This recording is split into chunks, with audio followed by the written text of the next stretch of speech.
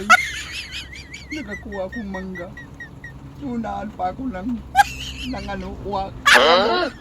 O, yan nakita nyo. Paborito ko pa naman ito ng mansanas. Kaso pagdating ko dun sa puno, yan o, naunahan ako guys. Ang hirap kasi, hindi marunong magtanim. Papakahirap ako pagtanim nito, tapos kakainin lang ng uwak.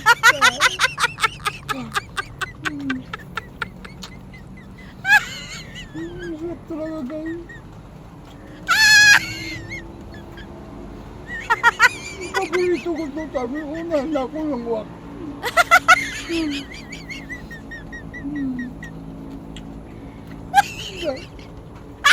Ito yung mangga na may pisog na itim guys, oh.